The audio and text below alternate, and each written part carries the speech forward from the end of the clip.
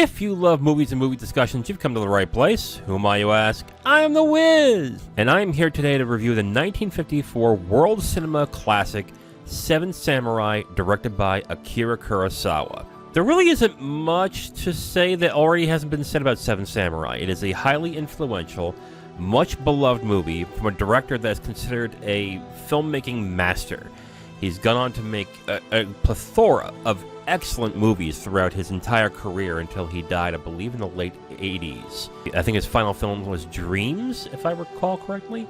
And what's interesting about Kurosawa that I'm learning now, I kept thinking this guy is like an artistic director.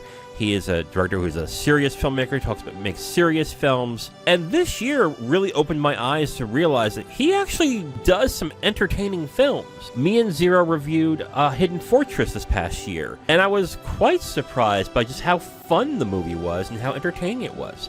I came into Seven Samurai thinking it was going to be more along the lines of Rashomon and Akira, and I was surprised by the fact that it's actually much more like Hidden Fortress in some ways. Let's get to the review of Seven Samurai, directed by Akira Kurosawa.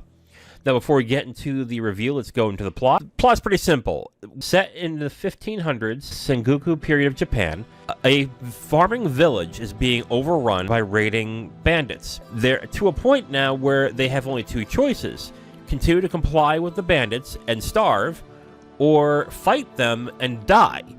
So they come up with a plan of hiring samurai in order to actually defend their village. The only problem is that they have no money, so they have to rely on the goodness of the person or the people that are going to come by to help defend the village. And that's basically it. That's the beginning of the plot. Of course, they find seven samurai to defend the village, and it goes on forward from there. Okay, so now that we've gotten to the plot, let's get into my 3 points. My first point of Seven Samurai is more entertaining than I expected. I gotta be honest, when I kept hearing how much of this is a fantastic movie, it is constantly on the top 100 of IMDb. It is on the BFI Sight and Sound 100. It's in a bunch of critics' lists. Is considered one of the best films ever made. I was thinking this was going to be more along the lines of Rashomon than, I would say, Hidden Fortress, but I was wrong on that, and I was pleasantly surprised, actually.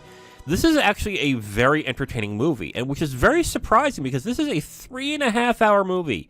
So I was really thinking that this movie would be much more of a thoughtful, kind of introspective movie, and really it is to certain extents, but mostly it's about entertaining and engaging the audience and just being I guess a good time to a certain extent.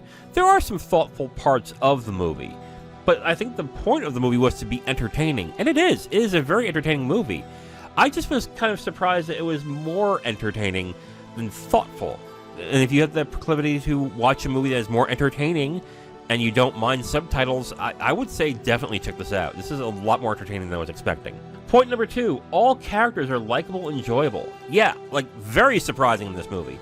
I will say that the characters are pretty thin in this movie. But now you might hear that and go, well, wait a minute, it's a 3.5-hour film. How are the characters thin, but they're still likable and enjoyable? Well, there's a ton of characters. There is a ton of characters.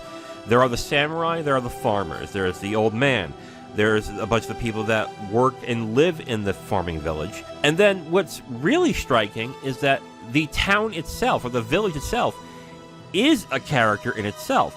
The film does a really good job repeating certain locations and having the audience very familiar with certain locations in the town that, for the most part, would be nondescript in most movies.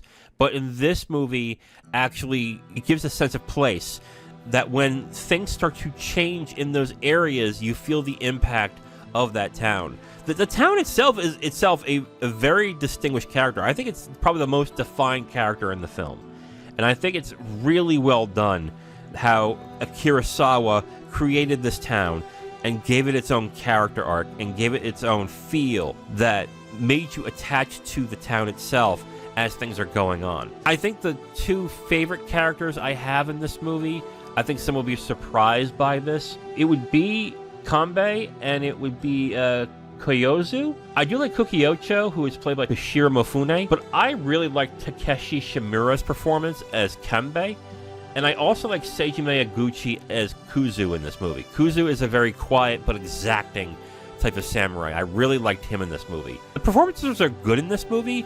I wouldn't say they're fantastic or they're like acting clinics to a certain extent, but they are very charming in a way. Even Kukiocho, who's played by Toshiro Mifune, who's an idiot in this movie, is still charming in his specific ways, and that's because the movie allows you to see different layers of these characters. They are thin, yes, but they also have enough layers to where you do get attached to them. And it's a really good job by Kurosawa to not put in so much detail to bog down the movie, but just enough to get attached and to like the characters. I was very pleasantly surprised. And my third point is well-paced for a 3.5-hour film. There's not that much action in the movie. There is a lot of dialogue. The characters are thin. It's set in a town where you're in that town throughout most of the entire film. And yet I was never bored. I was never looking at the time going, okay, when is this scene ending? I was completely engaged throughout the 3.5 hours of the film. It really is a testament to how Kurosawa balanced this movie. Because again, if you put too much detail into one thing, it could bog down the movie, or it could make other parts of the movie seem lesser than. But as a whole, I can't even think of a thing that I would take out.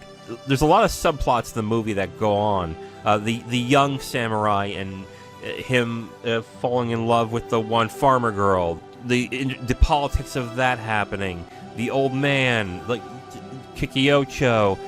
The things that happen in this movie are not particularly deep, but they're entertaining enough to be incredibly enjoyable. And it's the thing that I really was surprised by about this movie. I was thinking this was going to be a much more deep film, but even though it's not, and I did have a tinge of disappointment, I still came out really enjoying this movie, and just enjoying it for what it is, and as an entertaining film with some sad scenes, some funny scenes, a great time watching a 3.5-hour movie where I was completely entertained.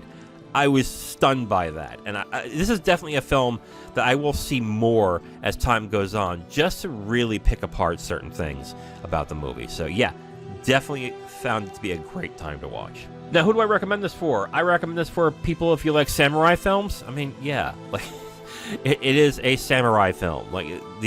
Okay, so technically these guys are Ronin, but they are from the samurai lineage. So if you are into these types of films, obviously. If you like Kurosawa films, you've probably already seen it if you have, but if you watched other Kurosawa films like Rashomon, Hidden Fortress, and stuff like that, I mean, you probably have seen it, but you should if you haven't. And if you like more blockbuster-minded movies. Now, what do I mean by this? Blockbuster movies are meant to entertain more than to make you think. This film does make you think in certain aspects, but really this is supposed to be just a good time watching a movie, to be entertained and to enjoy yourself. And the film does it, and it does it really well. Bearing in mind that if you don't mind it being subtitled, but it is still, I think, a very entertaining movie. Who do I not recommend this for? You don't like black and white movies. Okay. Also, if you don't like subtitled movies, what are you going to do?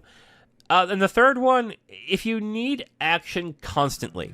I don't think this is a big deal, but again, I do like films that are more plot-heavy and have a much more dialogue. I did enjoy it on that aspect. That said, there is not that much action. It's not until the third act where the action really starts picking up, and the action's really good, but that's about 2 hours into the movie. So if you are watching this thinking, oh, it's going to be some great action sequences, some good fight sequences, you might want to hold back on that. So if that's why you're watching this, I'd say maybe curb your expectations a little bit. But honestly, I still think it's a great movie. Overall, I recommend Seven Samurai. I'm glad I watched it. I think it's a highly entertaining film. I was kind of surprised it was more entertainment than anything else, but I still definitely enjoyed the film as it is. It is something I will come back again and watch at another time and see if there is more that I can get out of it. Because there's a lot of think pieces and writings about the philosophical aspects of the film and the hidden meanings of the film itself, which wouldn't surprise me, being a Kurosawa film that has all that stuff in it. I watched it the first time just being entertained and enjoying the movie. And for that, I will definitely recommend it. So yes, I recommend Seven Samurai. Check it out if you haven't.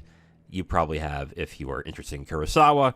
But anyway, check it out if you haven't. Now, if you want my full review on this movie, you can go to my website at IamTheWiz.com. You'll have my full written review right on the site, along with a link to the video that has this review that you've just listened to. Thank you for listening to this review. If you want to know what we're reviewing in the next couple of days, you can look on the screen right now to see what's coming up next. If you like what you heard, go ahead and leave a like on this video. If you want to discuss your opinion on the film or the review itself, please leave a comment. And if you want to hear more, subscribe to the channel. Thank you again for listening. I will talk to you next time.